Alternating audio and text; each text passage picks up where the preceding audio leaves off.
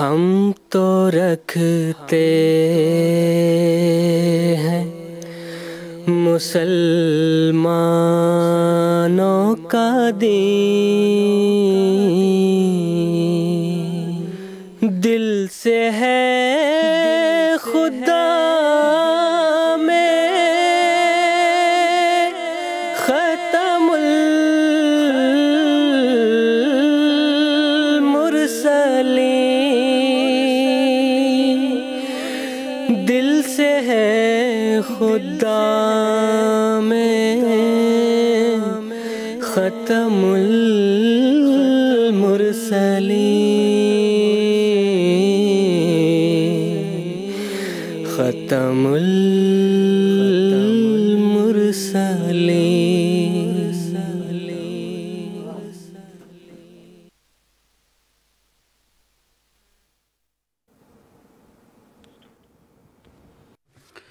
আউযুবিল্লাহি মিনাশ-শাইতানির রাজিম। বিসমিল্লাহির রহমানির রহিম।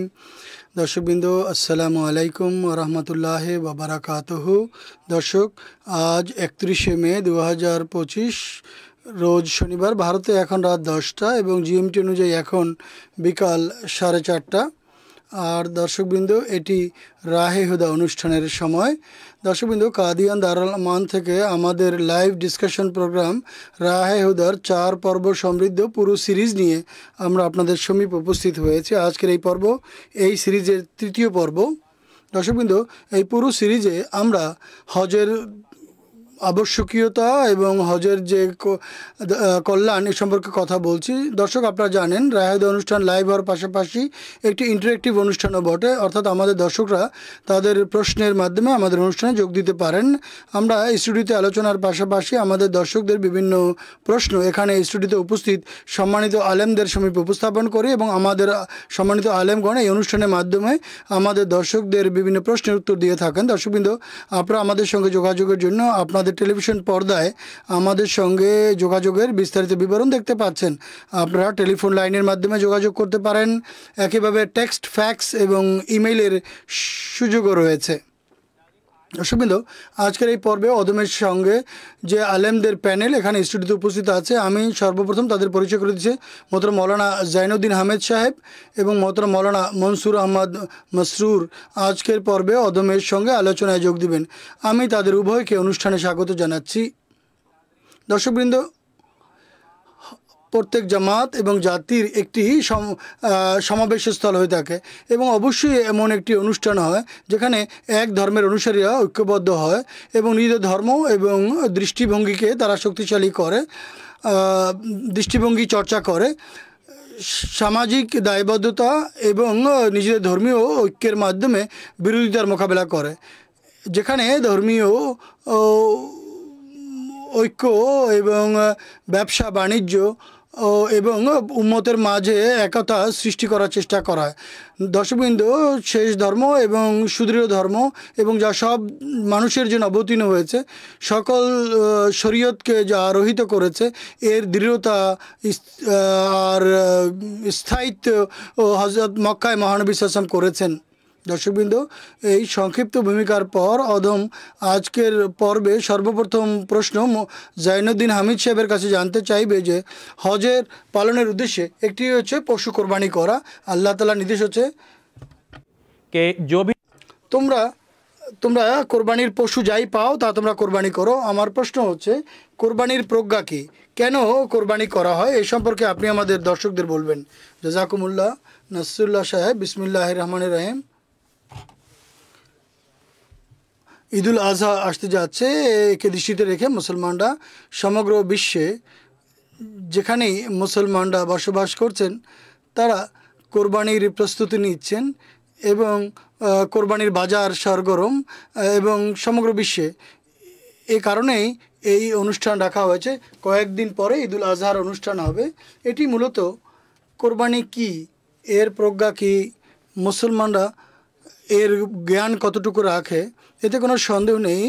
এই যুগে আহমদিয়া মুসলিম জামাতের পবিত্র প্রতিষ্ঠাতা মসিহ মাউদের মাধ্যমে এবং তার জামাতের সঙ্গে সম্পৃক্ত হওয়ার কারণে কোরবানির যে সত্যিকার বুৎপত্তি বা জ্ঞান আহমদীরা লাভ করছে, এটা অন্য কেউ লাভ করতে পারেনি। সর্বপ্রথম আমি হযরত মসিহ মউউদ আলাইহিস সালামের ছোট্ট একটি উদ্ধৃতি এই সম্পর্কে উপস্থাপন করতে চাইব, যার থেকে জানা যাবে যে এই উদ্ধৃতি খুতবা ইলহামিয়া থেকে নেওয়া হয়েছে। ঈদুল আজহা উপলক্ষে হুজুরকে আল্লাহ তাআলা ইলহাম করে বলেছিলেন যে আজকে তুমি আরবি ভাষায় খুতবা প্রদান করো, তোমাকে আরবি শেখানো হয়েছে। তাই তিনি দণ্ডায়মান হন। তিনি আরবি জানতেন না, কিন্তু আল্লাহ তাআলার পক্ষ থেকে তিনি শেখানো বাক্য তার মুখ থেকে নিঃসৃত হচ্ছিল এবং তিনি পড়ছিলেন, এবং একে খুতবা ইলহামিয়া বলে। এতে কোরবানির গুরুত্ব, এর প্রজ্ঞা এবং এটি এর আবশ্যক কেন, এটি হুজুর সুস্পষ্টভাবে বলেছেন এবং আলোকপাত করেছেন। পুরো খুতবাটি ইলহামের ভিত্তিতে ছিল। এর একটি বাক্য, পুরো বিষয়টি বোঝা যাবে, দর্শকরা বুঝতে পারবেন। হুজুর বলেন, ইয়েল মাতায়া তুওয়াসিলু ইলা রাব্বিল বারায়া ওয়া তামহুল খাতায়া ওয়া তাদফাউল বালায়া হাযা মা বালাগনা মিন খাইরিল বারিয়া আলাইহি সালাওয়াতুল্লাহি ওয়াল বারাকাত। অর্থাৎ কোরবানি হচ্ছে সেসব বাহন যা খোদা পর্যন্ত মানুষকে পৌঁছে দেয়, আর গুনাহ খাতা মাফ করে দেয়, বিপদ আপদ দূর করে দেয়।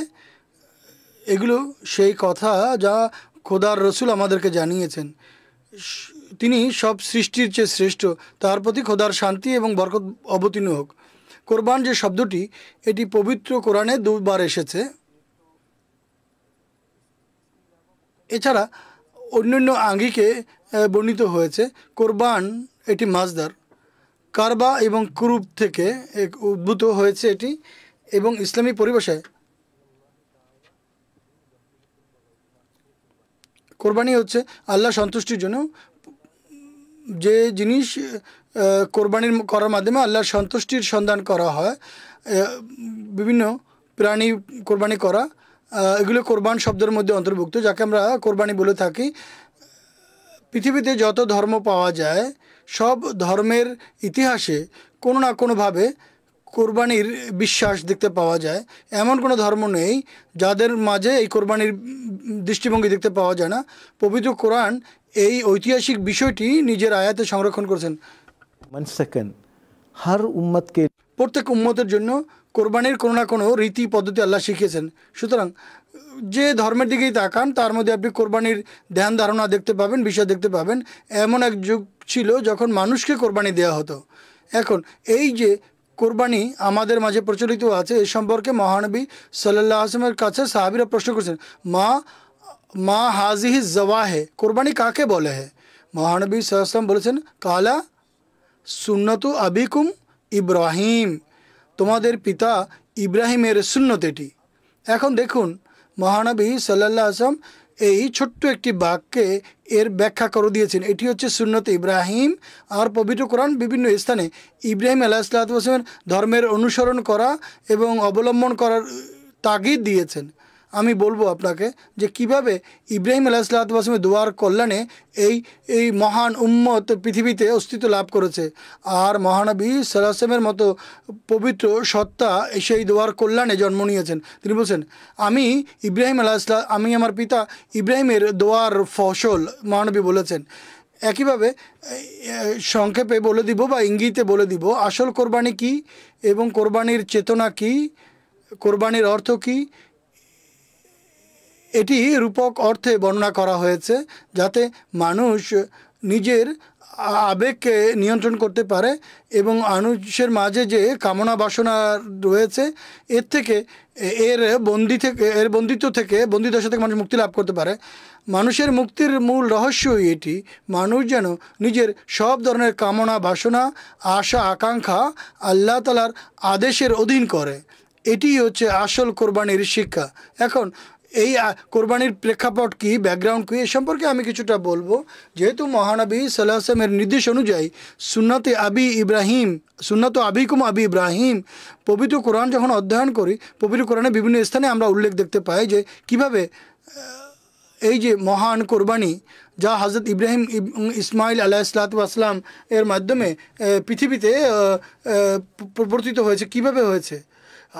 কয়েক তো হাজার পরে ইসমাইলের বংশধরের মধ্যে মহানবী সাল্লাল্লাহু আলাইহি ওয়াসাল্লামের জন্মগ্রহণ করা এক মহান মুজিজা, এটি অবশ্যই এটি কোরবানি। এখন দেখুন, হযরত ইব্রাহিম আলাইহিস সালামকে 90 বা তার চেয়ে বেশি বয়সে গিয়ে আল্লাহ তাআলা যখন ফেরেশতা সুসংবাদ নিয়ে আসেন, তখন হযরত ইব্রাহিম আলাইহিসসালাতু ওয়াসসালামের স্ত্রীর বক্তব্য ছিল, আমি কিভাবে বাচ্চা জন্ম দিতে পারি, আমি তো বৃদ্ধা হয়ে গেছি, আর আমার যে স্বামী তিনিও তো বৃদ্ধ হয়ে গেছেন। অর্থাৎ একেবারে বৃদ্ধ বয়সে গিয়ে আল্লাহ তাআলা তাকে সন্তান দান করেছিলেন। এরপর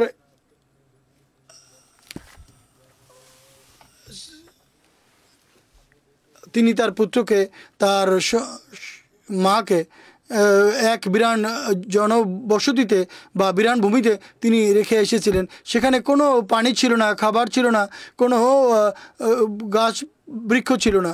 আল্লাহ তাআলার উপরে ভরসা করে তিনি তাদেরকে সেখানে রেখে চলে আসেন। এরপর পবিত্র কোরআনে যখন ইসমাইল আলাইহিসসালাতু ওয়াসসালাম এমন বয়সে উপনীত হন, পবিত্র কোরআন বলছে যে তিনি তার পিতার সঙ্গে ছুটে চলার বয়স উপনীত হয়, তখন যেহেতু ইব্রাহিম আলাইহিসসালাতু ওয়াসসালামকে বিভিন্ন স্থানে আল্লাহ তাআলার কাছ থেকে তিনি স্বপ্ন দেখেছেন যে তুমি তোমার পুত্রকে জবাই করো, একবার নয়। ইন্নী আরা ইয়া বুনাইয়া ইন্নী আরা ফিল মানামে আযবাহুকা, হে আমার পুত্র, আমি বারবার দেখেছি, তোমার শৈশব থেকে আমি দেখেছি যে আমি তোমাকে জবাই করছি। এখন তুমি যেহেতু বোধ বুদ্ধির বয়স উপনীত হয়েছ, ইয়া আবাতি ইফআল তুমার, হে আমার পিতা, আপনি তাই করুন যা আদেশ আপনাকে দেয়া হয়েছে। তিনি তার পুত্রকে এই তরবিয়ত দিয়েছিলেন, তাই তিনি বলেছিলেন যে আল্লাহর পক্ষ থেকে যেভাবে আপনি আদেশ পেয়েছেন সেভাবেই আমাকে বলেন, সাতাজিদুনি ইনশাআল্লাহ, আপনি আমাকে সিজদাকারীদের, আনুগত্যকারীদের অন্তর্ভুক্ত পেবেন। পরবর্তীতে আল্লাহ তাআলা বলছেন, কাদ সাদ্দাকতা রুয়া, হে ইব্রাহিম তুমি তোমার স্বপ্নকে পূর্ণ করে দিয়েছ। সেখানে ইসমাইল আলাইহিসসালাতু ওয়াসসালামের প্রাণ আল্লাহ রক্ষা করেন। এবং তারপর পবিত্র বলছেন,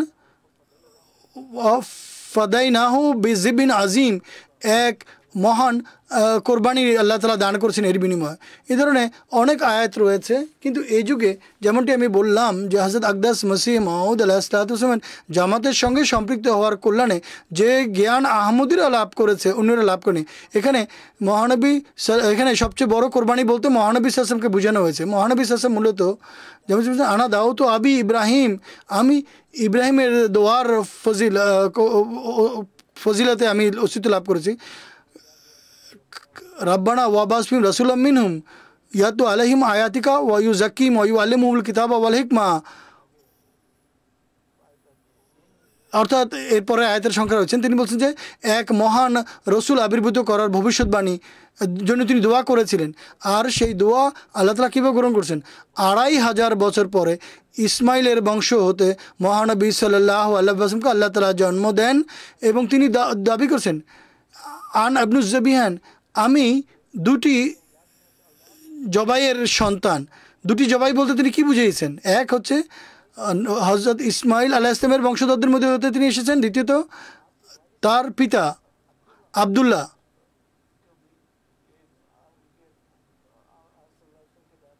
তার যে দাদা, তিনি নিয়ত করেছিলেন আমার যেন 10টি সন্তান হয়, তারা যদি বড় হয় তাহলে তাদের মধ্যে একজনকে আমি কোরবানি করব। যখন কোরবানির সময় আসে তখন অবশেষে তিনি তার কয়েকশো উটের বিনিময়ে তার ছেলের প্রাণ রক্ষা করেছিলেন। তো তাই বলছে আন ইবনুজ যাবিহাইন, আমি দুটি জবাইয়ের সন্তান। ফাদাইনাহু বিযিবিন আজিম, এই যে বলা হয়েছে এর মূল উদ্দেশ্য হচ্ছে মহানবী সাল্লাল্লাহু আলাইহি ওয়াসাল্লাম। কীভাবে আমরা এটা বুঝবো, অনুধাবন করব? ইব্রাহিম আলাইহিস সালামের দিকে লক্ষ্য করুন। তিনি এমন পরিবারে জন্মগ্রহণ করেছিলেন যেখানে প্রতিমাদের পূজা করা হতো, বরং তারা প্রতিমা বিক্রি করতো। তারা বাজারে গিয়ে খোদাকে কিনে নাও, খোদা কিনো, বিভিন্ন ধরনের বিভিন্ন সাইজের প্রতিমা বানিয়ে তারা বিক্রি করতো। এমন পরিবারে ইব্রাহিম জন্মগ্রহণ করেছিলেন। তারপর তিনি তৌহিদ প্রতিষ্ঠার জন্য কত প্রকার সংগ্রাম সাধনা করেছেন। এরপর ইব্রাহিমের দোয়ার কল্যাণে 2500 বছর পরে মহানবী সাল্লাল্লাহু আলাইহি ওয়াসাল্লাম পৃথিবীতে এসেছেন। 307টি প্রতিমা ছিল কাবাগৃহের মধ্যে। সেই কাবাগৃহ যা আল্লাহ তাআলা বলছেন যে মানুষের তৌহিদ প্রতিষ্ঠার জন্য সর্বপ্রথম যে গৃহ নির্মাণ করা হয়েছে মক্কায়, তার কাবাগৃহ, তার মধ্যে 307টি প্রতিমা ছিল। মহানবী সাল্লাল্লাহু আলাইহি ওয়াসাল্লাম তৌহিদ প্রতিষ্ঠার জন্য ইব্রাহিম আলাইহিস সালাতু ওয়াস সালামের মতো তৌহিদ প্রতিষ্ঠার জন্য মহান কোরবানি করেছেন। ফাদাইনাহু বিযিবিন আজিম, সবচেয়ে বড় ও মহান জবাই, এটি হচ্ছে মহানবী সাল্লাল্লাহু আলাইহি ওয়াসাল্লামের সত্তা। তিনি যখন ঘোষণা করেন কতগুলো প্রতিমা আছে তোমাদের, আসল রূপস্য তো একজন, কি উত্তর দিছে না? আজাল আলিহাতা ইলাহু ওয়াহিদান ইন্না ইন্না হাদা লা শাইউন উজাব, সব মাবুদগুলিকে ভেঙে চুরে একজন মাবুদ বানিয়েছো, এটি কীভাবে হতে পারে? আসল কথা হচ্ছে কাবাগৃহ নির্মাণের মূল উদ্দেশ্য ছিল ইব্রাহিম আলাইহিস সালাতু ওয়াস সালাম যে তৌহিদ নিয়ে এসেছেন তা প্রতিষ্ঠা, কিন্তু দূর যেভাবে ধীরে ধীরে কালের প্রবাহে মানুষ নবুয়তের নূর থেকে দূরে সরে গেছে এবং তারা পশ্চাৎপদতার শিকার হয়েছে, তৌহিদ থেকে দূরে সরে গেছে। এরপর ইব্রাহিমের দোয়ার ফলে সেই যুগ আসে যে মহানবী সাল্লাল্লাহু আলাইহি ওয়াসাল্লাম জন্মগ্রহণ করবেন। ইসমাইল আলাইহিস সালাতু ওয়াস সালামের সেই বাহ্যিক আক্ষরিক জবাই থেকে রক্ষা পাওয়া, এটি অনেক প্রজ্ঞাপূর্ণ। সাথী আল্লাহ বলেন ওয়াফাদাইনাহু বিযিবিন আজিম, এটি এক মহান ভবিষ্যৎবাণী যা 2500 বছর পরে পূর্ণ হয়েছেন। মক্কা আবার আবাদ হয় এবং কাবাগৃহকে পুনরায় নির্মাণ করা হয়, এটি এক সুমহান কাহিনী। কোরবানির যতটুকু সম্পর্ক বাহ্যিক লক্ষণ স্বরূপ, এটি রক্ত বা মাংসের উদ্দেশ্য নয়, বাহ্যিক লক্ষণ হিসেবে বিভিন্ন প্রাণী জবাই করা, এটি এক সুন্নত আখ্যায়িত করা হয়েছেন। সেই সুন্নত অনুযায়ী 1000 লক্ষ নয় বরং কোটি কোটি প্রাণী আল্লাহ তাআলার সন্তুষ্টির খাতিরে তাদেরকে জবাই করা হয় এবং এর কল্যাণ অনেক আছে। অর্থনীতিতে এর বড় ভূমিকা আছে, মানুষের শরীরের গঠনের ভূমিকা আছে, পবিত্র কোরআনে অগণিত আয়াত আছে কাদেরকে মাংস খাওয়ানো উচিত, দরিদ্র এবং মিসকিনদেরকে, এর অনেক উপকার বর্ণনা করা হয়েছে। আসল যে বিষয় যদি আমরা দেখি, ইসলামী কোরবানির যে মূল উদ্দেশ্য তা হচ্ছে তাজকিয়ে নফস লাভ করা, আত্মশুদ্ধি। ইসলামী শিক্ষার মধ্যে সব ধরনের সফলতা এবং সব কিছুর ভিত্তি রাখা হয়েছে আত্মশুদ্ধি। হযরত মসিহ মাউদ ইসলাম একটি সংক্ষিপ্ত পঙ্ক্তিতে বলেছেন, ইসলাম কাকে বলে? খোদার জন্য বিলীন হয়ে যাওয়াকে ইসলাম বলে, যাতে খোদার সন্তুষ্টি লাভ করে। ইসলাম কাকে বলে? নিজের সন্তুষ্টিকে খোদার সন্তুষ্টির উপরে প্রাধান্য দেওয়া, নিজের কামনা বাসনা পরিত্যাগ করা খোদার ইচ্ছার জন্য।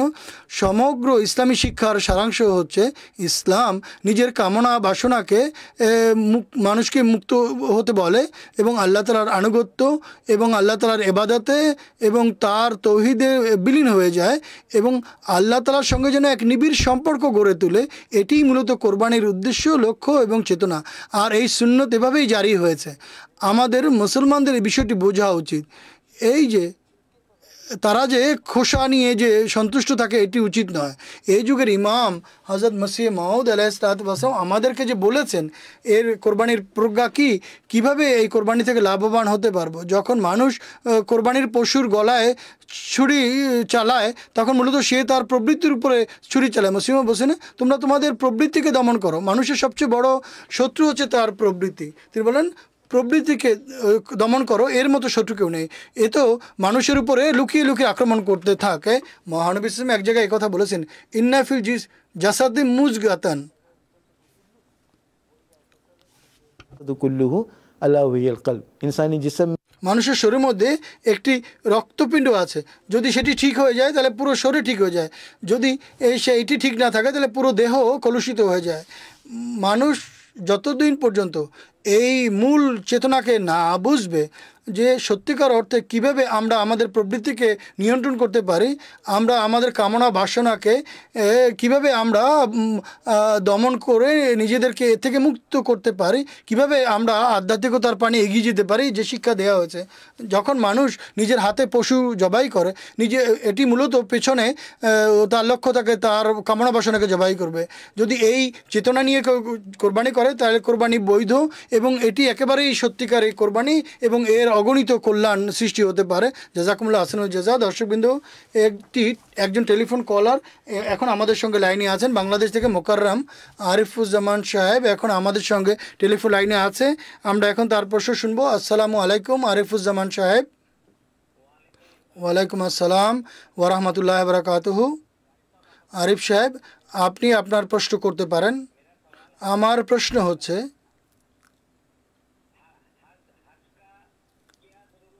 হজের প্রয়োজন কি? ইসলামে হজের প্রয়োজনীয়তা কি?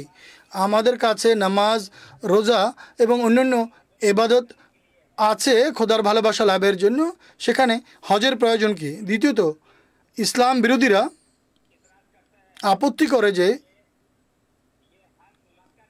এই হজ মক্কার কাফেরদের রীতিনীতি ছিল।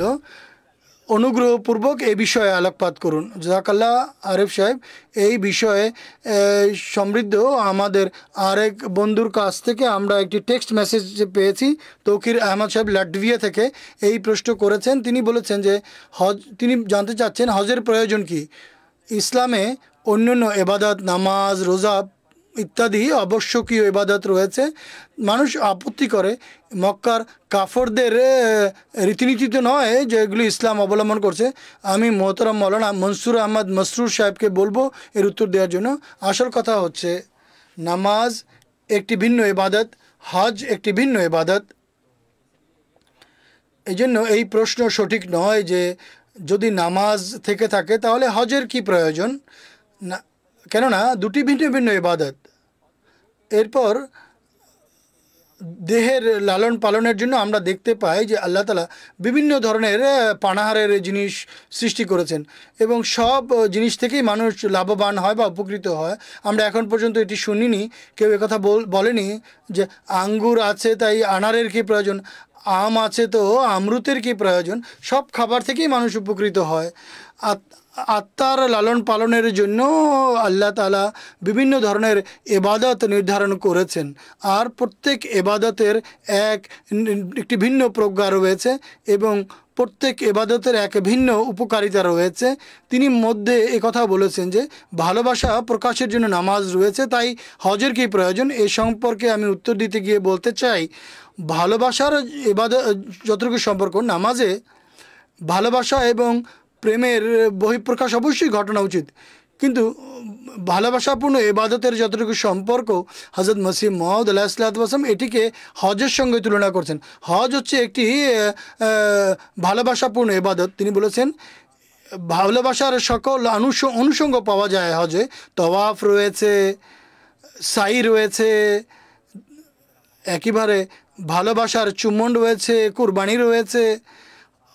হজ একটি প্রেমময় ইবাদত, প্রেম প্রকাশ সুলভ ইবাদত। তিনি এটিও জানতে চেয়েছেন এটি কি আপত্তি করা হয় যে এটি কাফেরদের রীতিনীতি ছিল তওয়াফ করা। এটি কাফেরদের রীতি নয়, এটি হযরত ইব্রাহিম আলাইহিসসালাতু ওয়াস সালামের কর্মপন্থা ছিল। একথা ঠিক যে ধীরে ধীরে বা ক্রমান্বয়ে এর মধ্যে পৌত্তলিক এবং প্রতিমা পূজার অনুষঙ্গ যুক্ত হয়ে গিয়েছিল। এর কারণ হচ্ছে হযরত ইব্রাহিম আলাইহিসসালাতু ওয়াস সালামের জাতি তার শিক্ষামালাকে ধীরে ধীরে ভুলে গিয়েছিল, যার ফলে পৌত্তলিকতাপূর্ণ লোকাচার এর মধ্যে প্রবেশ করেছিল। কিন্তু এই জন্য আমরা এটা বলতে পারি না যে এটি কাফেরদের কর্মপন্থা, বরং এটি ছিল হযরত ইব্রাহিম আলাইহিসসালাতু ওয়াস সালামের কর্মপন্থা, ইবাদতের পন্থা। দর্শকবৃন্দ, আরেকজন টেলিফোন কলার আমাদের অনুষ্ঠানে যোগ দিয়েছেন নেপাল থেকে মোকাররম সামিন আহমদ সাহেব, এখন টেলিফোন লাইনে আছে। আমরা তার প্রশ্নটি শুনব। আসসালামু আলাইকুম সামিন আহমদ সাহেব। ওয়ালাইকুম আসসালাম ওয়া রাহমাতুল্লাহি ওয়া বারাকাতুহু। মৌলভী সাহেব, আমার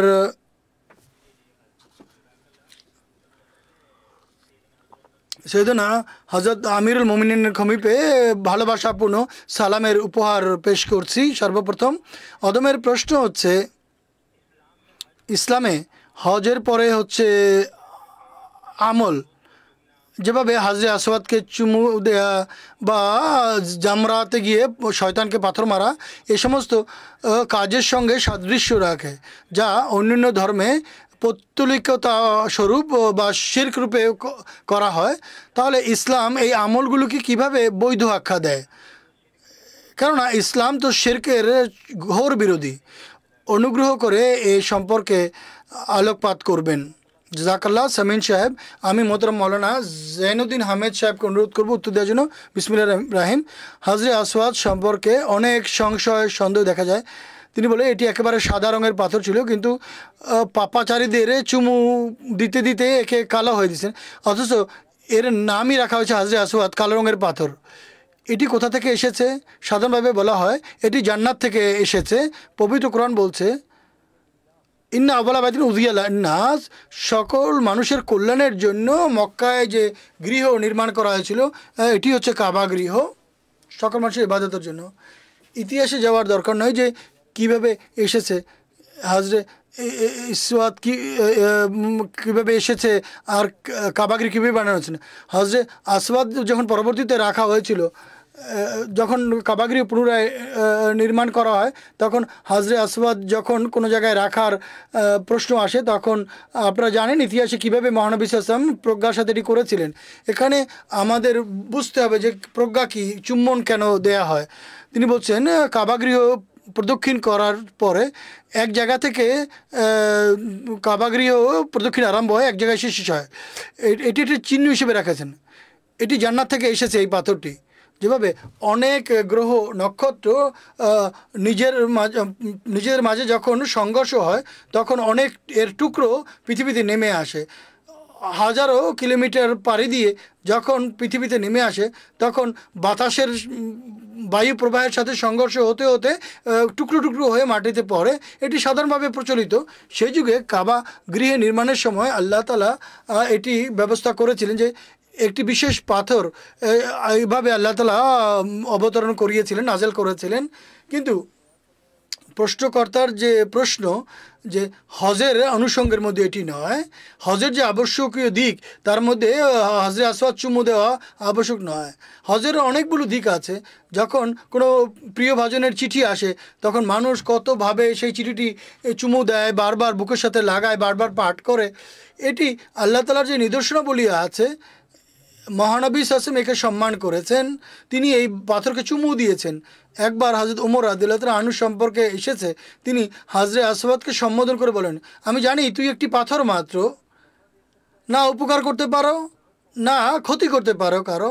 আমি মহানবী সাল্লাল্লাহু আলাইহি ওয়াসাল্লামকে যদি তোমাকে চুমু খেতে না দেখতাম, তাহলে আমি তোমাকে চুমু দিতাম না, তোমার চুমু খেতাম না। তৌহিদের সাথে এর কোনো সম্পর্ক নেই। এটি ভালোবাসা প্রকাশের একটি মাধ্যম মাত্র। যদি এটি হজের অনুষঙ্গের মধ্যে এটি অন্তর্ভুক্ত নয়। মক্কায় হজের সময় এত ভিড় হয়, মানুষ সুযোগই পায় না, ইশারা করাই যথেষ্ট হয়। তো হজের যে অনুষঙ্গ আছে, উমরার যে আবশ্যকীয় দায়িত্ব, তার মধ্যে এটি হজরে আসওয়াদ চুমু খাওয়া আবশ্যক নয়, এটি অতিরিক্ত জিনিস। কিন্তু যেহেতু মানুষ তৌহিদ পালন করে, তাই তাদের হৃদয়ে কখনো এই চিন্তা আসে না যে এমন কোনো বিষয় আমাদেরকে সাহায্য করতে পারে। মানুষের হৃদয়ে ইবাদতের প্রেরণা সৃষ্টি হতে পারে, অন্য কিছু নয়। কিন্তু এর মোকাবেলায় হিন্দুরা প্রতিমার সামনে পূজা করে, মূর্তির সামনে নজর মানে এবং তাদের পূজা করে। তারা তাদের ইবাদত করে থাকে, এটি শিরক। দ্বিতীয়ত, পাথর শয়তানকে, জামরাত শয়তানকে পাথর মারা সম্পর্কে বলেছেন, প্রশ্ন করেছেন যে দেখুন, এটি হজের একটি অবশ্য পালনীয় দিক। কোরবানি করার পূর্বে জামরাতের 3টি জায়গায় শয়তানকে লক্ষ্য করে প্রতীকী শয়তানের উপরে পাথর নিক্ষেপ করতে হয়। এখন দেখুন যে মানুষের মাঝে বিভিন্ন ধরনের যে প্রেরণা এবং চেতনা কাজ করে, কখনো আনন্দের অবস্থা, কখনো দুঃখের অবস্থা, কখনো রাগের অবস্থা বিরাজ করে।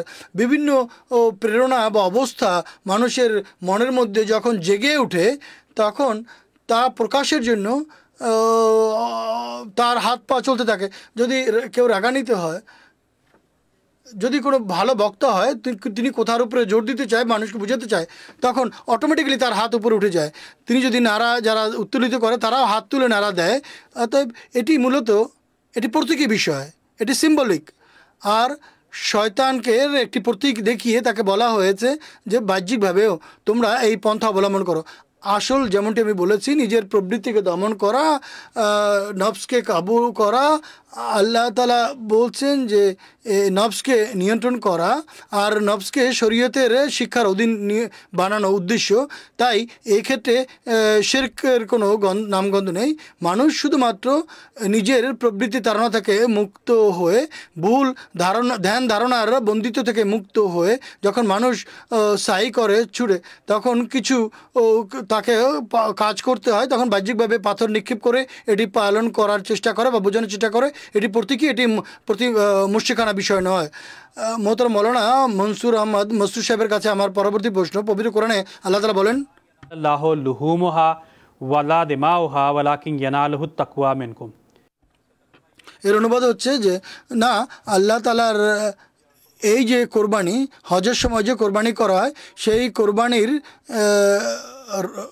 মাংস আল্লাহ পর্যন্ত পৌঁছে না, এই কোরবানির রক্ত আল্লাহ পর্যন্ত পৌঁছে, শুধুমাত্র সেই তাকওয়াই আল্লাহর কাছে পৌঁছে যা তোমরা প্রদর্শন করো। এখানে প্রশ্ন দাঁড়ায়, যখন এই কোরবানির রক্ত আল্লাহর কাছে যায় না, এই কোরবানির মাংস আল্লাহর কাছে যায় না, তাহলে এসব কোরবানি করার উদ্দেশ্য কী? যদিও মোহতারাম মৌলানা জাইনুদ্দিন সাহেব তার প্রথম প্রশ্নের উত্তরে সংক্ষেপে উল্লেখ করেছেন, অদম অনুরোধ করবে যে আপনি বিস্তারিতভাবে এর উত্তর দিবেন। বিসমিল্লাহির রহমানির রহিম।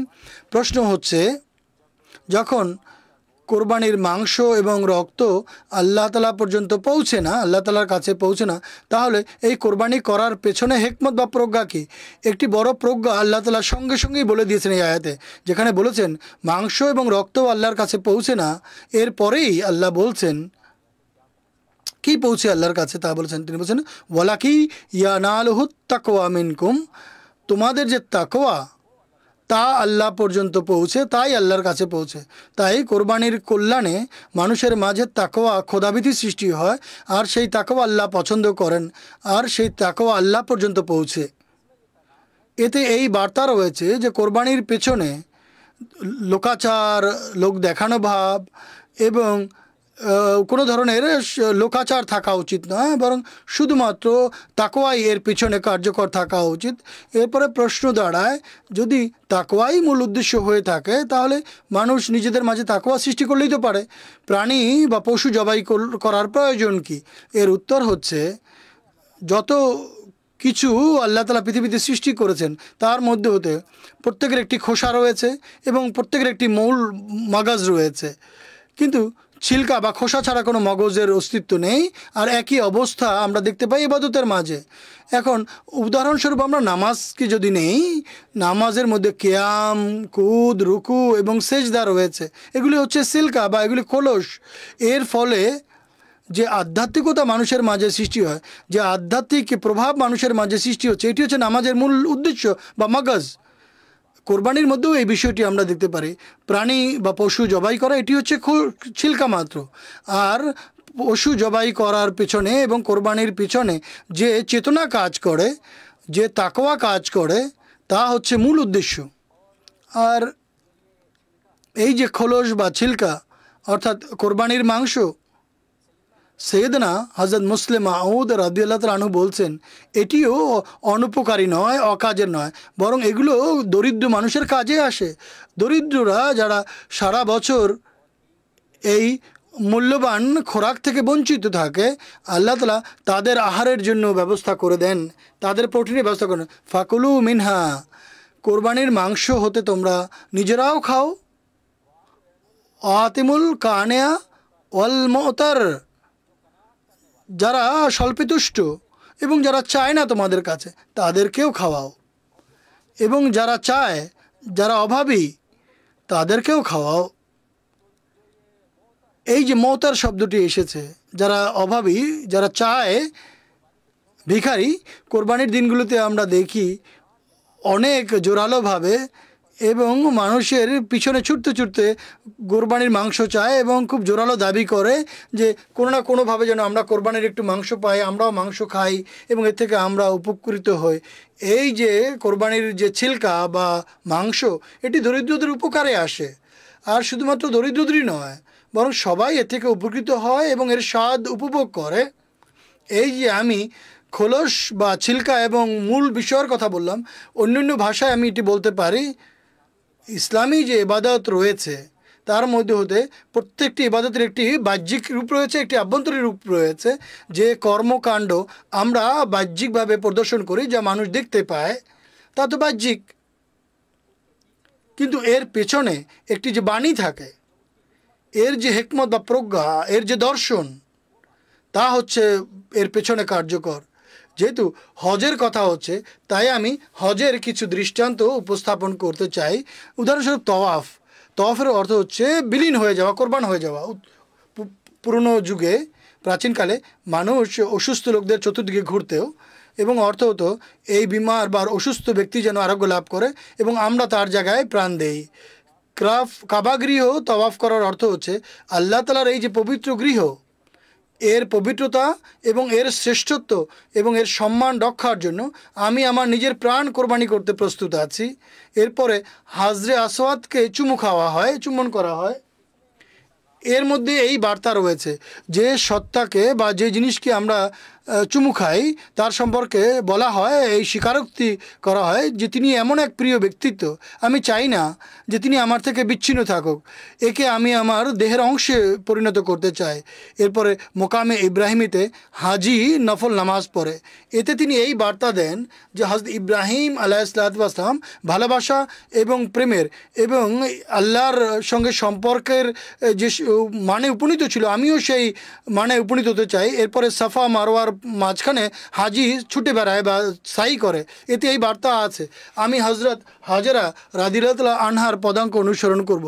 আর একজন মহিলা হওয়া সত্ত্বেও তিনি যে সুমহান কোরবানি দিয়েছেন, আমিও এই ধর্মের খাতিরে সব ধরনের কোরবানি দিতে প্রস্তুত থাকব। এরপর রামি জমার অর্থাৎ শয়তানকে পাথর মারা, এতে এই বার্তা রয়েছে যে আমি আমার নফসকে শয়তানের কুমন্ত্রণা এবং শয়তানি ধ্যান ধারণা থেকে মুক্ত রাখব। এরপর হাজি নিজের মাথা মুন্ডন করে হজ করার পরে, এতে এই বার্তা রয়েছে, এর অর্থ হচ্ছে, এর দর্শন হচ্ছে ধর্মের খাতিরে আমি নিজেকে উৎসর্গ করে দিব এবং ধর্মের খাতিরে নিজেকে আমি বিলীন করে দিব। এবং আকিকার সময় যে সন্তানের মাথা ন্যাড়া করা হয়, সত্যিকার অর্থে পিতামাতা এই অঙ্গীকার করে, এই স্বীকারোক্তি দেয় যে এই সন্তান ধর্মের জন্য উৎসর্গিত। এই কিছু উপমা আমি দিলাম এখানে।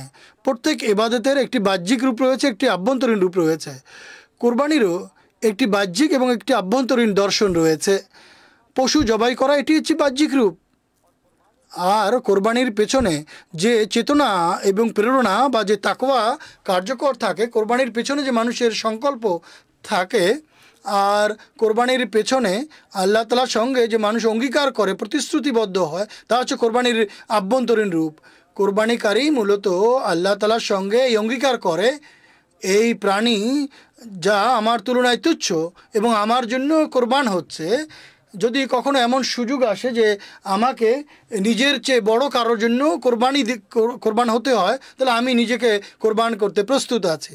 যদি কখনো এমন সুযোগ আসে যে ধর্মের খাতিরে বা দেশের খাতিরে এবং জাতির স্বার্থে আমাকে যদি নিজের প্রাণের কোরবানি দিতে হয়, তাহলে আমি আমার নিজের প্রাণের কোরবানি দেওয়ার জন্য প্রস্তুত আছি।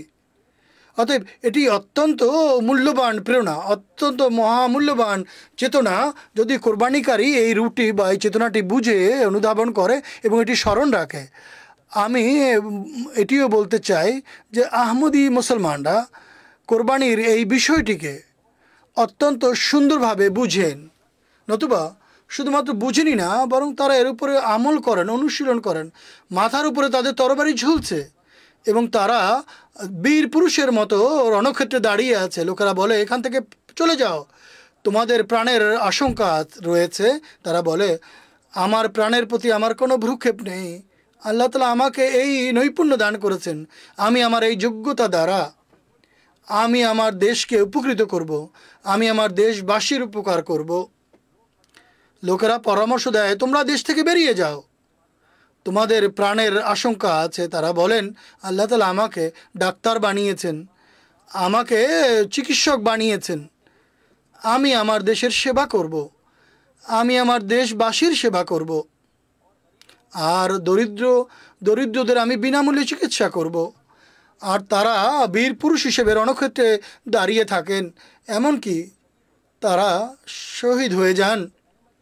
কাজেই আহমদি তারা এই বিষয়টিকে, এর ব্যুৎপত্তি গভীরভাবে উপলব্ধি করেন এবং তারা নিজের দেশের প্রতি ভালোবাসায় এবং দেশবাসীর কল্যাণের জন্য তাদের ভালোবাসায় নিজের প্রাণের নজরানা উপস্থাপন করেন। আল্লাহ তাআলা বলেন লাকুম ফিহা খায়র, তোমাদের জন্য এতে কল্যাণ আর কল্যাণ রয়েছে। দেখবে কোথাও বিদ্যুৎবাদীদের আপত্তির লক্ষ্যে পরিণত হয়ে, তাদের কথায় প্রভাবিত হয়ে তোমরাও যেন কখনো আবার কোরবানি করতে আপত্তি করে না বসো। বা তোমরা কোরবানি করতে বন্ধ করে না দাও, কোরবানি দেওয়া বন্ধ করে না দাও, বরং তোমরা তোমাদের কোরবানি করতে থাকো, কোরবানি দিতে থাকো, এর ধারাবাহিকতা বজায় রাখো। কেন লাকুম ফিহা খায়র, তোমাদের জন্য এতে কল্যাণ রয়েছে।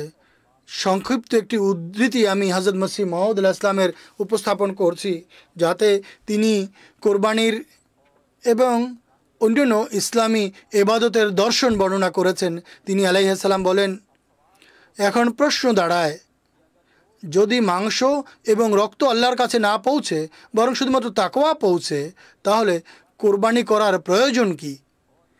আর এভাবে নামাজ রোজা যদি শুধু আত্মার খোরাক হয়ে থাকে, তাহলে বাহ্যিকভাবে অঙ্গভঙ্গি করার প্রয়োজন কি?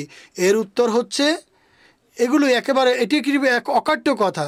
যারা নিজেদের দেহকে কাজে না লাগায়, তাদের আত্মা আর তাদের সঙ্গ দেয় না, আর তাদের মধ্যে সেই উপাসনা করার যোগ্যতা এবং সেই শক্তি থাকে না যা মূল উদ্দেশ্য। শুধুমাত্র তারা যদি শরীরকেই কাজে লাগায় আর নিজের আত্মাকে এতে যুক্ত না করে, তারাও এক ভয়ানক ভ্রান্তিতে নিপতিত। আর যারা এই ধরনের, আর যারা যোগীরা এই ধরনের যোগী বা সাধু সন্ন্যাসী, যারা শুধুমাত্র দৈহিক কষ্ট সহ্য করে, আধ্যাত্মিকতারকে ব্যবহার করে না, তাদের মধ্যে আধ্যাত্মিকতার লেশমাত্র নেই।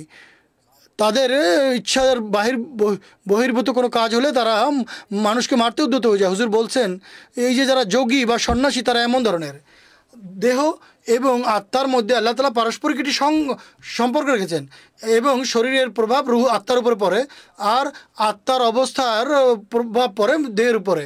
প্রত্যেক দৈহিক এবং আধ্যাত্মিক যে ধারা, এটি একেবারে সমান্তরালভাবে চলে। আমি সংক্ষেপে এই উত্তর দিলাম আপনার প্রশ্নের। জাযাকুমুল্লাহু তাআলা আহসানাল জাযা। এরই ধারাবাহিকতায় অদম পরবর্তী প্রশ্ন মোহতারাম মাওলানা জাইনুদ্দিন আহমেদ সাহেবের কাছে করতে চাইবে। ঈদুল আজহা এবং হজের সময় মুসলমানরা লক্ষ লক্ষ প্রাণী কোরবানি করে। কোনো মানুষের এই আপত্তি এবং এই প্রশ্নও তারা করে যে মানুষ প্রাণী তো নিষ্পাপ, তাহলে এগুলিকে কেন কোরবানি করা হয়? যারা আপত্তি করে তাদের এই আপত্তির কী উত্তর আমরা দিতে পারি? বিসমিল্লাহির রহমানির রহিম। অনেক মানুষ প্রত্যেক যুগে মাংস খাওয়ার বা এভাবে ইসলামী কোরবানির উপর আপত্তি করে। তাদের মূল উদ্দেশ্য হয় ইসলামী শিক্ষার উপরে আক্রমণ করাই তাদের জীবনের মূল লক্ষ্য হয় কোনো না কোনোভাবে। আসলে এটি কোনো আপত্তি দাঁড়ায় না, কেননা বিশ্বের সকল ধর্মে কোরবানির এবং মাংস খাওয়ার মাংস ভক্ষণকারী পাওয়া যায়। এক যুগে হিন্দুরাও মাংস খেত এবং তাদের ঋষি মণি বুজুর্গরা তারাও মাংস খেত। আমি উদ্ধৃতি উপস্থাপন করব যে যার থেকে স্পষ্টভাবে বোঝা যায় যে সমাজ কিভাবে ইসলামী এই শিক্ষার নিকটে ছিল, কিন্তু ধীরে ধীরে বিদ্বেষের কারণে, ইসলামী শিক্ষার উপরে আক্রমণ করার কারণে তারা এই নতুন যুগের লোকেরা আপত্তি করতে আরম্ভ করেছে যে ইসলামী শিক্ষা এটা মুসলমানরা নির্দয়, তারা নিষ্পাপ প্রাণীকে জবাই করে ইত্যাদি ইত্যাদি। সংক্ষিপ্ত সময় আমি মূল যে দুটি আপত্তি করা হয় তার খণ্ডন আমি করার চেষ্টা করব। প্রথমত, হিন্দু ধর্মের পবিত্র ও গ্রন্থের মধ্যে আছে, তার একটি উদ্ধৃতি আমার কাছে আছে। বলা হচ্ছে মাছের মাংস 2 মাস পর্যন্ত, হরিণের মাংস থেকে 3 মাস পর্যন্ত, এবং ভেড়ার মাংস থেকে 4 মাস পর্যন্ত। একইভাবে পাখির মাংস 5 মাস পর্যন্ত মানুষ রক্ষণাবেক্ষণ করতে পারে।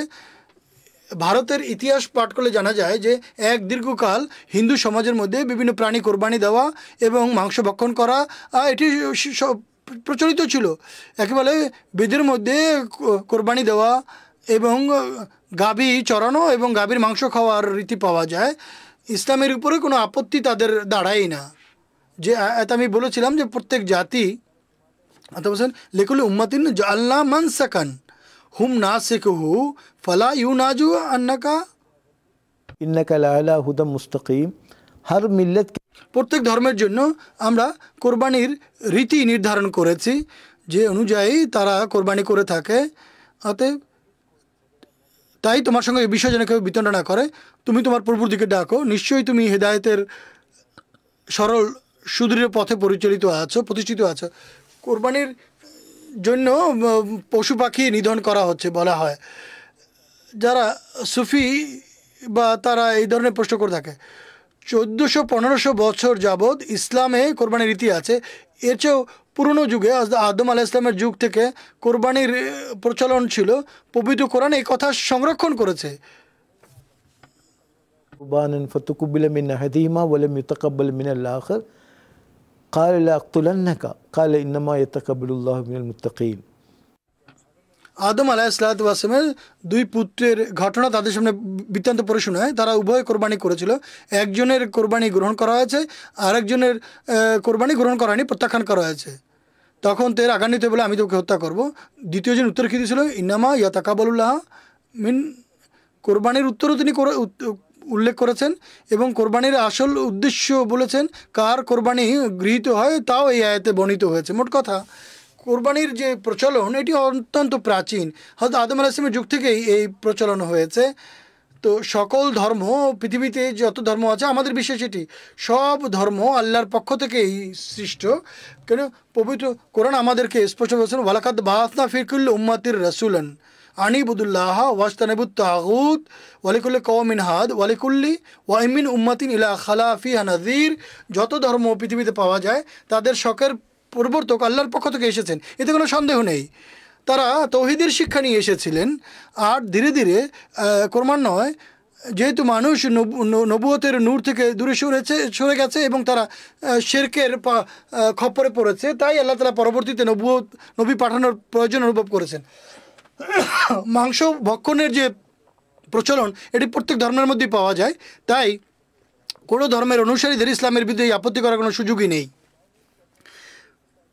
কোরবানি করার বা ব্যাপক হারে কোরবানি করার কারণে প্রাণী নিধন হয়, এটি একেবারে ভুল কথা। 1400 বছর ধরে হাজার হাজার লক্ষ লক্ষ কোটি কোটি প্রাণীকে জবাই করা হচ্ছে, কিন্তু কোথাও প্রাণীর কোনো ঘাটতি দেখা যাচ্ছে? দুধের কোনো ঘাটতি দেখা গিয়েছে? না। আর এই প্রাণীর যে প্রজন্ম এর মধ্যে কোনো ঘাটতি দেখা যায়নি। আল্লাহ তাআলা এমন বিধান রেখেছেন তার মধ্যে আল্লাহ তাআলা ভারসাম্য বসায় রেখেছেন। যত জবাই করা হয় তার চেয়ে অনেক বেশি আল্লাহ তাআলা প্রাণী সৃষ্টি করেন।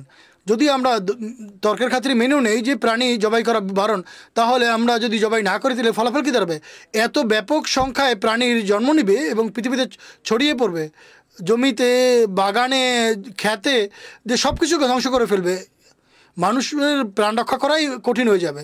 তাই আল্লাহ তাআলা এক বিশেষ বিধানের অধীনে এটি করেছেন। আল্লাহ তাআলা মানুষকে এমনভাবে বানিয়েছেন যে দু ধরনের খোরাকের মুখাপেক্ষি করেছেন। মানুষকে যেহেতু আল্লাহ তাআলা প্রকৃতিসম্মতভাবে সৃষ্টি করেছেন, মানুষের প্রকৃতির মধ্যে এটি আছে, সে সব ধরনের খাবার যেন খায়, শুধু একটি রাখছেন তাইয়্যিব এবং তাইয়্যিব যেন হয় এবং হালাল যেন হয়। যেভাবে এখনই মৌলভী সাহেব বললেন, এটি হচ্ছে একটি শক্তিশালী খাবার। দুই ধরনের মানুষ পৃথিবীতে পাওয়া যায়। একটি হচ্ছে যে তার এক মাংসাশী প্রাণী, আর এক ধরনের হচ্ছে যে নিরামিষী প্রাণী। মানুষের যে শক্তি, মানুষের যে দৈহিক গঠন বা মানুষ সৃষ্টির যে প্রক্রিয়া, এর মধ্যে মানুষেরকে আল্লাহ তাআলা যে দন্ত দিয়েছেন, মাড়ির দাঁত দিয়েছেন, এ থেকে জানা যায় যে আল্লাহ তাআলা এমন দাঁত বানিয়েছেন সে তার সবজিও খাওয়া উচিত এবং তার মাংসও খাওয়া উচিত। ছেদন দন্ত আল্লাহ তাআলা দিয়েছেন। এর অর্থ হচ্ছে মানুষের যে বাহ্যিক খোরাক এটি মানুষের অভ্যাসের উপর প্রভাব ফেলে, তার শক্তির উপরে প্রভাব বিস্তার করে, তার বেড়ে ওঠার উপর প্রভাব করে। যারা নিরামিষাশী তারা ধীরে ধীরে তাদের মধ্যে হতে যে বীরত্বের যে শক্তি, বীরত্বের যে এক মহান শক্তি, এটি ধীরে ধীরে লোপ পেতে থাকে। একইভাবে যারা মাংসাশী প্রাণী তাদের মধ্যে থেকেও বিভিন্ন ধরনের জন্তু হিংস্রতা দেখতে পাওয়া যায়। ইসলাম যেহেতু এটি ভারসাম্যপূর্ণ ধর্ম, তাই ইসলাম এমন প্রজ্ঞাপন্য শিক্ষা দিয়েছে যে মাংসও খাও আবার সবজিও খাও, কিন্তু তোমরা বাড়াবাড়ি করো না। হযরত আকদাস মসিহ মউদ আলাইহিসসালামের একটি উদ্ধৃতি আমি এখানে উপস্থাপন করব। অনেক আপত্তির খণ্ডন করা যাবে। মসিহ মউদ আলাইহিসসালামের উদ্ধৃতি উপস্থাপন করছি যে এর ফলে মানুষের ক্ষতি হয়। তিনি বলেন যে মসিহ ইসলাম বলছেন যে কোরবানি কিভাবে করতে হয়, কিভাবে মানুষের অর্থনীতির উপরে প্রভাব ফেলে, মানুষের অর্থনীতির বৃদ্ধির ক্ষেত্রে কোরবানি কিভাবে ভূমিকা রাখে। কোরবানির যে মুসলমান যারা সামর্থ্য রাখেন তাদের পকেট থেকে পয়সা বের হয়, যেখানে গরু ছাগল পালন করে তাদের আমদানি হয়, তারপর বাজারে আসে কোরবানির পশু, সেখানে বাজারে আয় বাণিজ্য হয়। তারপর প্রাণীর যে মাংস, কোরবানির যে চামড়া, সাধারণভাবে এগুলি এটির শক্তিশালী পূর্ণ খোরাক, মূল্যবান খোরাক মনে করা হয়। যারা দরিদ্র মানুষ তারাও এই মাংস, কোরবানির ফলে মাংস পেয়ে যায়। এই ধরনের অনেক উপকার রয়েছে অর্থনৈতিক দিক থেকে, সামাজিক দিক থেকে, এবং দরিদ্র মানুষের প্রয়োজন পূরণ করার জন্য। মসিহ মহোদয়ের একটি উদ্ধৃতি পাঠ করছি। হুজুর বলেন, এভাবে মানুষের বাহ্যিক খাদ্য কিভাবে তাদের উপর প্রভাব ফেলে। হুজুর বলেন, ইসলামী নীতিদর্শন পুস্তকের উদ্ধৃতি, তিনি বলেন, এই অভিজ্ঞতা আমাদের সামনে প্রকাশ করে যে বিভিন্ন ধরনের যে খোরাক এর সৌন্দর্য বর্ধক এবং আভ্যন্তরীণ শক্তির উপর প্রভাব ফেলে। যারা মাংস খায় না, ধীরে ধীরে তাদের বীরত্বের যে শক্তি তা হ্রাস পেতে থাকে, এমনকি একেবারে ভীরু হয়ে যায় তারা, আর খোদা প্রদত্ত শক্তি তারা হারিয়ে ফেলে।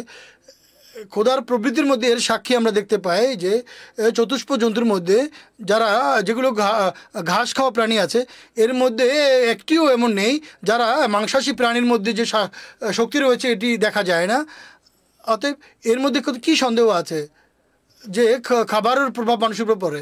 যারা দিনরাত মাংস ভক্ষণের উপরে নির্ভর করে এবং তারা সবজি খায় না এবং অন্যান্য আনাজ খায় না, তারাও নম্রতা এবং সহিষ্ণুতা এবং মধ্যপন্থা থেকে তারা দূরে সরে যায়। তো তারা এই প্রজ্ঞার অধীনে আল্লাহ তাআলা পবিত্র কোরআনে বলেছেন, কুলু অশরাফু ওলা তুসরিফু, তোমরা মাংসও খাও এবং অন্যান্য জিনিসও খাও, কিন্তু কোনো বিষয়ে তোমরা কোনো ক্ষেত্রে সীমা লঙ্ঘন করো না, যাতে তোমাদের নৈতিকতার উপরে এর মন্দ প্রভাব না করে এবং তোমাদের স্বাস্থ্যের জন্য হানিকারক না হয়।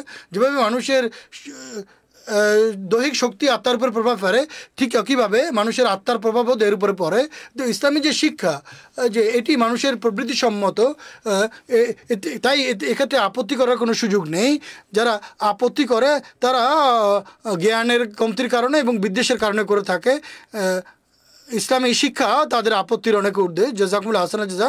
অদমের পরবর্তী প্রশ্ন মহতরম মৌলানা মনসুর আহমদ মসুদ সাহেবের কাছে। আল্লাহ তাআলা পবিত্র কোরআনে বলছেন, কুল ইন্না সালাতি ওয়া নুসুকি ওয়া মাহিয়ায়া ওয়া মামাতি লিল্লাহি রাব্বিল আলামিন।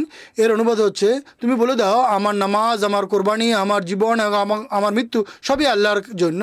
সময় স্বল্প, সংক্ষেপে এই বিষয়ে কিছুটা আলোকপাত করবেন। এই যে আয়াত, এতে মূলত মহানবী সাল্লাল্লাহু আলাইহি ওয়াসাল্লামের জীবনচরিত বর্ণনা করা হয়েছে, যে কিভাবে তিনি জগতের প্রতি অমুখাপেক্ষী ছিলেন এবং তার মনিব এবং অভিভাবকের ভালোবাসায় নিমগ্ন ছিলেন। আল্লাহ তাআলার পথে তিনি কিভাবে উৎসর্গিত ছিলেন, বিলে ছিলেন, ওয়াকফ ছিলেন। এই যে মহানবী সাল্লাল্লাহু আলাইহি ওয়াসাল্লাম জীবনচরিত বিস্তারিত বলা তো সম্ভব নয়। একটি কথা উল্লেখ করছেন, হযরত আমর বিন হারেস রাদিয়াল্লাহু আনহু বর্ণনা করেন যে মহানবী সাল্লাল্লাহু আলাইহি ওয়াসাল্লাম তার মৃত্যুর সময়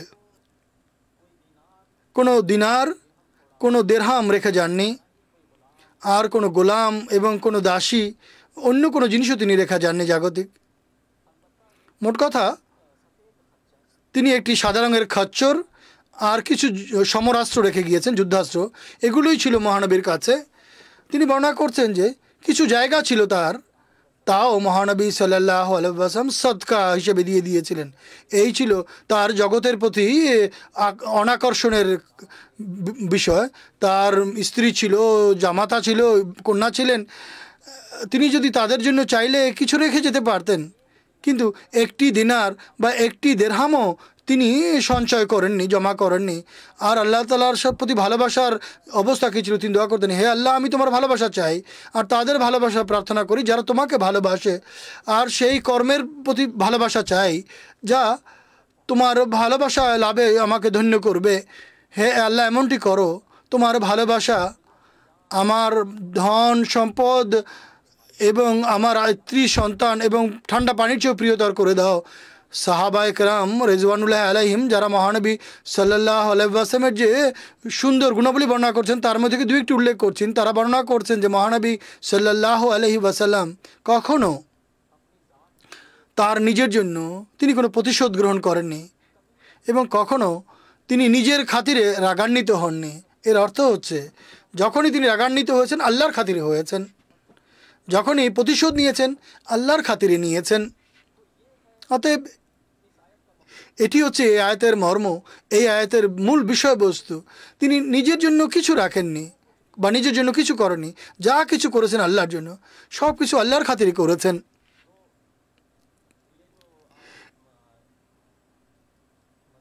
এই যে বিষয়টি উল্লেখ করা হয়েছে, যা এই আয়াতে বর্ণিত যে বিষয়বস্তু, এটি মূলত ইসলামের মূল বিষয়বস্তু। ইসলামের অর্থও এটি, নিজের প্রাণ, সম্পদ, সময়, সম্মান সব কিছু আল্লাহর জন্য, আল্লাহর পথে কোরবান করে দেয়া, উৎসর্গ করে দেয়া, এবং জগতের যে জিনিসপত্র যা আছে তা ধর্মসভায় নিয়োজিত করো। এই বিষয়টি হযরত মসিহ মাউদ আলাইহিস সালাতু ওয়াস সালাম বয়াতের ৫ম এবং ৭ম শর্তের মধ্যে উল্লেখ করেছেন। বয়াতের ৫ম শর্ত হচ্ছে, অবস্থা যাই হোক না কেন, দুঃখ, সুখ, কষ্ট, শান্তি যাই হোক না কেন, সর্বাবস্থায় আল্লাহর প্রতি বিশ্বস্ততা প্রদর্শন করবে।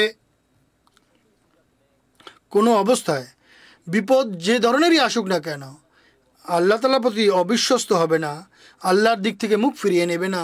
৭ম শর্ত হচ্ছে ধর্মের প্রতি সহানুভূতি এবং ইসলামের সম্মানকে নিজের সকল প্রিয়তর থেকে প্রিয়তর জ্ঞান করবে। সম্ভবত ৮ম শর্ত এটি।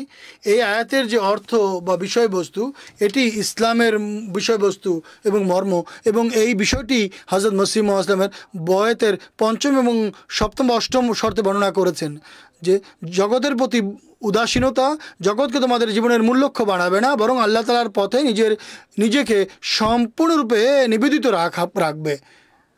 এবং এই দৃষ্টিকোণ থেকে মহানবী সাল্লাল্লাহু আলাইহি ওয়াসাল্লামের নাম্বার ছিল প্রথম, তিনি সর্বাগ্রে ছিলেন।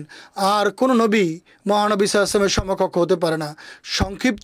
সংক্ষিপ্ত একটি উদ্ধৃতি মসিহ মাউদের উপস্থাপন করছে। তিনি বলেন, ইসলাম হচ্ছে ছাগলের মতো মাথা নুইয়ে দেয়া।